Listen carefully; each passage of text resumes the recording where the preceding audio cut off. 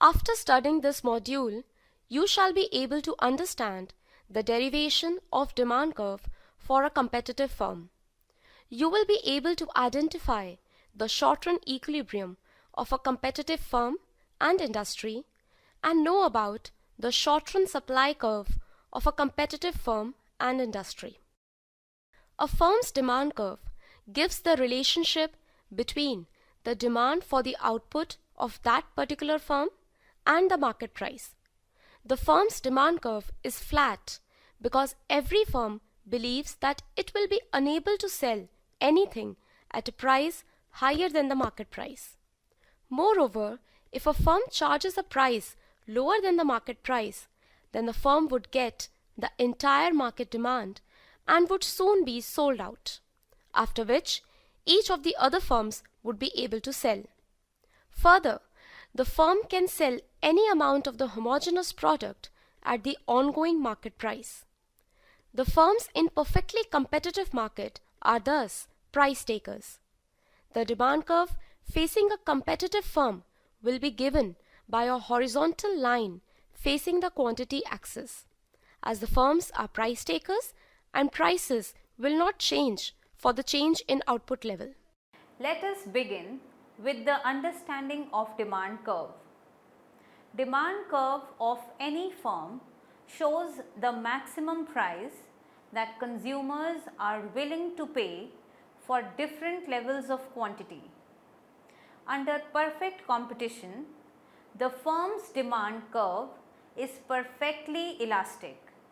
That is, it is a horizontal line parallel to the quantity axis. The market demand curve, on the other hand, is conventionally downward sloping.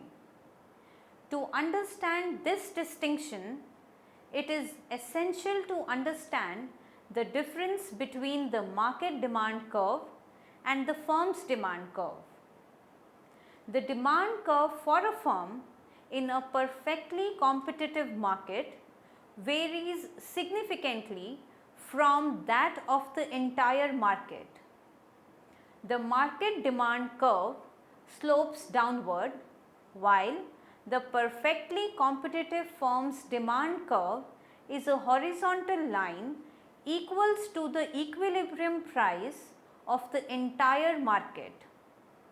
The horizontal demand curve indicates that the elasticity of demand for the good is perfectly elastic. This further means that if any individual firm charged a price slightly above the market price, it would not sell any product. A strategy often used to increase market share is to offer a firm's product at a lower price than the competitors. In a perfectly competitive market, firms cannot decrease their product price without making a negative profit. Instead, assuming that the firm is a profit maximizer, it will sell its goods at the market price. The market demand curve gives the relationship between the total amount of industry output demanded and the market price. The market demand curve is influenced by the consumer behavior, but the firm's demand curve is influenced by consumer behavior as well as other firms' decisions. Market demand curve is downward sloping as the consumers will buy more output only at a lower price. Here we can see the difference between the demand curves of a firm and industry for a perfectly competitive market. In figure A, DD represents the industry demand curve. It is downward sloping as the consumers will buy more output only at a lower price. The intersection of industry demand curve and industry supply curve yields the equilibrium market price as P star and equilibrium quantity sold as Q star, which represents the total quantity produced by all the firms taken together in the industry. The figure B shows the demand curve faced by a single perfectly competitive market. It is a horizontal line at P star facing the quantity axis, implying that the firm can sell any additional unit of output without lowering the price. As a result, when the firm sells an additional unit of output, the total revenue TR rises by a fixed amount which is equal to the price of the product. Therefore, the marginal revenue MR and the average revenue AR are equal to the price of the product. These figures illustrate how the intersection of market demand and supply curves of the industry determine the market price, which is taken as given by the firms. Thus, the firms become price takers. A short-run competitive equilibrium is a situation in which, given the firms in the market, the price is such that the total amount the firms wish to supply is equals to the total amount the consumers wish to demand. In an exchange economy, a competitive equilibrium is Pareto efficient. In a competitive equilibrium, price is equals to short-run marginal cost, so no firm can sell an extra unit at a price that covers its short-run marginal cost. Short-run marginal cost is the market value of the variable inputs needed to produce the extra unit of output. So, in an equilibrium, it is not possible to sell another unit at a price that covers the market value of the inputs needed to produce that unit. If the market value of the variable inputs needed to produce an extra unit of output measures their social cost and the price at which a unit can be sold measures the social value of the unit, then in an equilibrium, the socially optimal amount of the good is produced. In the short run, some factors are fixed and some factors are variable. The presence of fixed factors distinguishes the short run from the long run. In the short run, the output per period can only be changed by changing the value of variable inputs, keeping the fixed factors constant. The profit maximization condition for a firm is to produce at the output level where the difference between TR and TC is maximum. In other words, MR should be equals to MC and steeper than MC at the point of intersection. Now, having understood the demand curve, let's look at the equilibrium of perfectly competitive market in the short run. There are two approaches to it, total approach and marginal approach. According to the total approach, profit of a firm is maximized where the difference between TR and TC is maximum. According to the marginal approach, profit is maximized at the point where MR is equal to MC and MC is increasing after it. That is, MC is steeper than MR at the point of intersection. As the price remains constant in perfect competition, the average revenue is also constant. Thus, in perfect competition, MR is equal to price is equal to AR. Since MR equals price for the perfectly competitive producer, the short-run equilibrium occurs at the output level for which the MC is equal to price. The short-run profit maximizing condition for a perfectly competitive firm is thus MC equal to price. This condition implies that no firm has an incentive to deviate from charging price equal to marginal cost, which is same for every firm in the industry.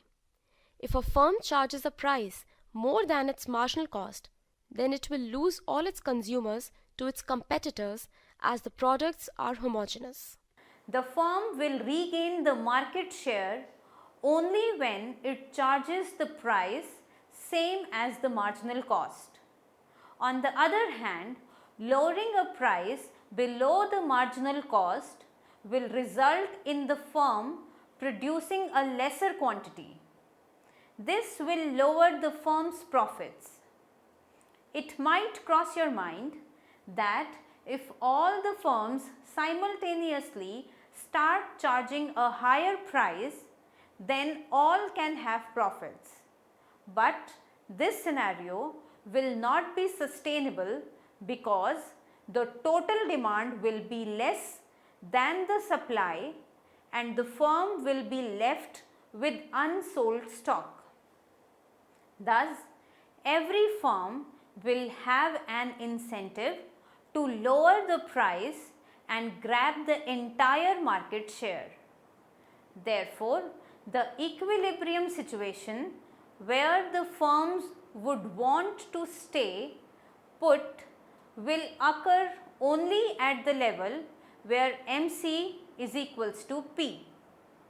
The profit of a firm is defined as the excess of TR over TC. Profit as a function of Q is equals to TR as a function of Q minus TC as a function of Q. This could be written as profit as a function of Q is equals to P into Q minus AC into Q. Hence, profit as a function of Q is equals to Q bracket P minus AC bracket close. Thus, the excess of price over AC multiplied by the quantity gives the profit. There are three cases to understand the level of profits accruing to a perfectly competitive firm in the short run. In the first case, if the price charged is same as the average cost of the firm, then the profits are zero for that firm. It is a no profit, no loss situation. In the above figure, price is same as the average cost at the point of equilibrium E. Thus, there are no positive economic profits for the firm. The second case is such, where marginal revenue is equal to marginal cost at quantity level Q star and the price charged is P1 at equilibrium point E1. However, the average cost at Q star is P2, which is less than the price charged P1. The dashed area in the figure is the economic profit of the firm. It is the excess of price over average cost multiplied by the quantity. Thus, in this case, the firm is enjoying positive economic profits. In the final case, if the price charged is less than the average cost, then the firm receives negative economic profits. In the figure, the equilibrium is at E2, where marginal cost is equal to marginal revenue at quantity level Q star and price charged is P2. However, at the equilibrium level of output Q star, the average cost is P1, which is more than price, and therefore the firm is making losses as shown by the shaded area. Let us understand what we mean by the supply curve. It is defined as the locus of the minimum price at which the firm is willing to sell different quantity levels. It is a graphic representation of the relationship between product, price and quantity of the product that a seller is willing and able to supply. Product price is measured on the vertical axis of the graph and quantity of the product supplied on the horizontal axis. In most cases, the supply curve is drawn as a slope rising upward from left to right, since product price and quantity supplied are directly related. That is, as the price of commodity increases in the market, the amount supplied also increases. This relationship is dependent on certain ceteris paribus, that is, other things remains equal conditions which remaining constant. Such conditions include the number of sellers in the market, the state of technology, the level of production cost, the seller's price expectations, and the prices of the related products. All these conditions are assumed to be constant. A change in any of these conditions will cause a shift in the supply curve. A shifting of the curve to the left corresponds to a decrease in the quantity of product supplied, whereas a shift to the right reflects an increase in the quantity of the product which is supplied by the seller. Now let's understand the shape of supply curve for a competitive firm. Following two things should be considered before that. First, the least price at which the firm is willing to supply various quantities of the good should be considered. Second, the minimum price which the firm is willing to accept should be known. The firm will shut down business below this point. The initial equilibrium of a perfectly competitive firm in the given figure is at E1, where MR1 is equal to MC of the firm. The price is set at P1. As the price increases in the industry from P1 to P2, the MR curve shifts for an individual firm from MR1 to MR2, and the equilibrium shifts to E2. Similarly, as price increases to P3, the equilibrium for a firm shifts to E3.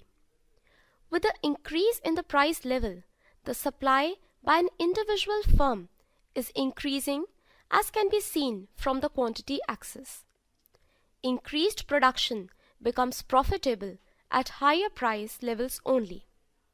By looking closely at the figure, it can be seen that the firm is supplying according to the marginal cost curve. As price is rising, the firm is supplying along the MC curve. So, MC curve is in fact the supply curve of a competitive firm in the short run, as it identifies the most profitable output level at each possible price. But it is equally important to identify the minimum price at which the firm will be willing to supply at all. The MC curve above that level will be the supply curve for a perfectly competitive firm. If AR is less than AC, then the firm is making economic losses, but the firm should produce till the time the revenues are more than the variable costs of production. As long as AR is greater than AVC or TR is greater than TVC at the equilibrium output level, a smaller loss will be incurred if the production takes place. Thus, if the price is below AVC, the firm will shut down. The minimum of AVC curve is the shutdown point. That is, the firm will close down if the price is below the minimum of AVC, as no fixed cost will be covered then. As a consequence, the portion of MC curve which is above the minimum of AVC curve is the supply curve of the competitive firm. In the figure, E1 is the initial equilibrium for a competitive firm with price and quantity as P1 and Q1 respectively. As price falls to P2, the MR curve shifts to MR2 and the new equilibrium is E2.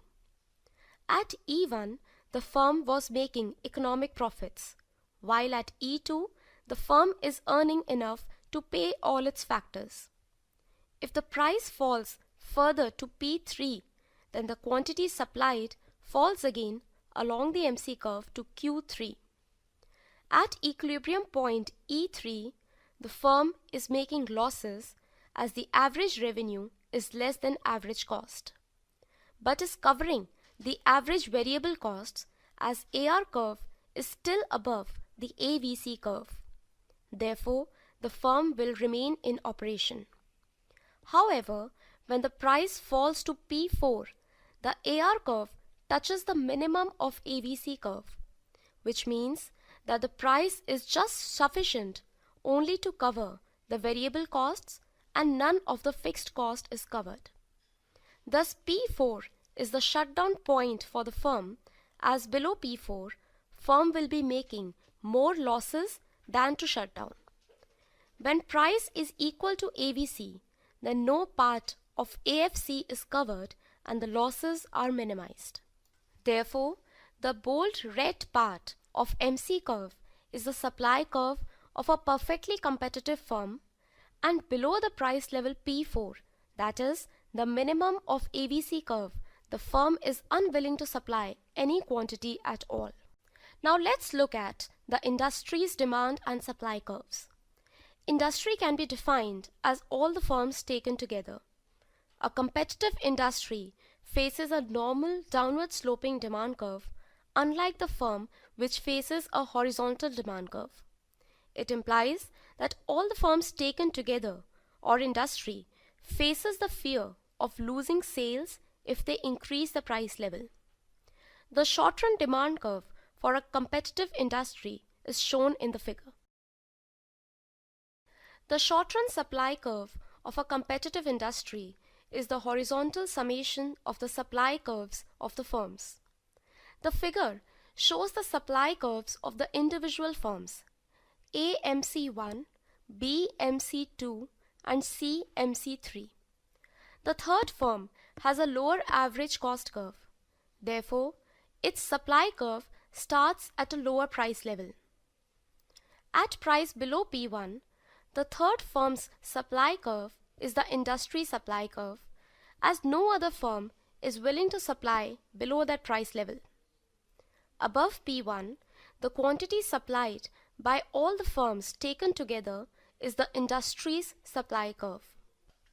For example, at price P2, the first firm supplies OQ1 quantity and second and third firm supply OQ2 and OQ3 quantity respectively.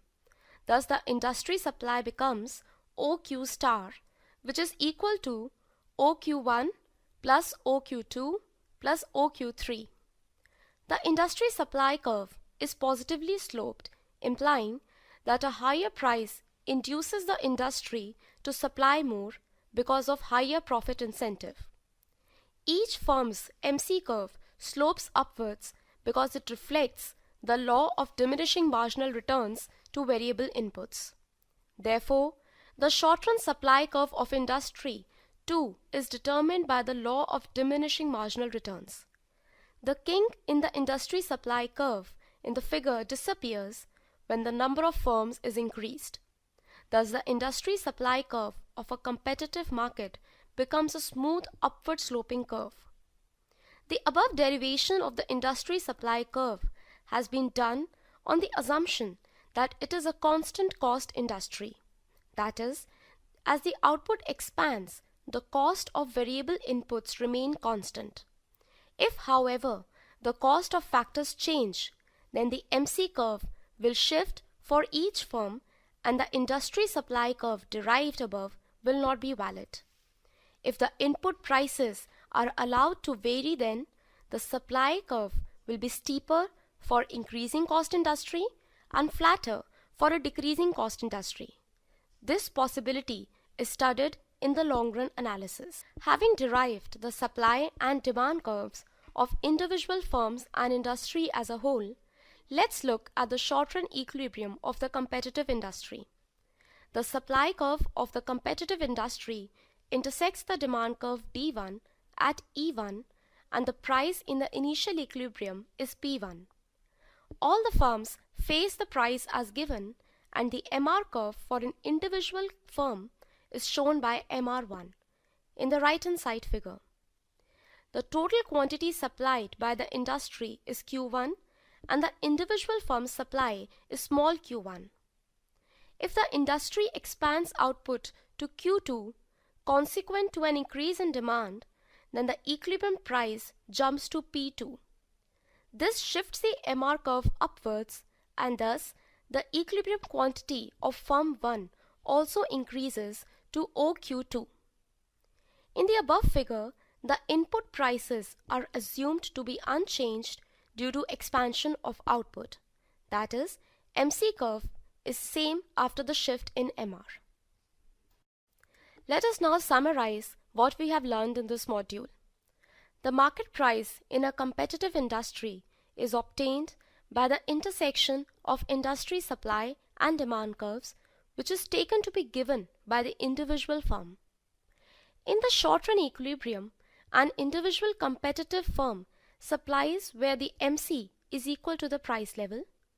The rising portion of the MC curve above the minimum of AVC curve is the supply curve of an individual competitive firm. If the price falls below the minimum of AVC, then the firm shuts down its operations. The supply curve of a competitive constant cost industry is the horizontal summation of the supply curves of all the firms. The equilibrium of a competitive industry is represented by the intersection of demand and supply curves.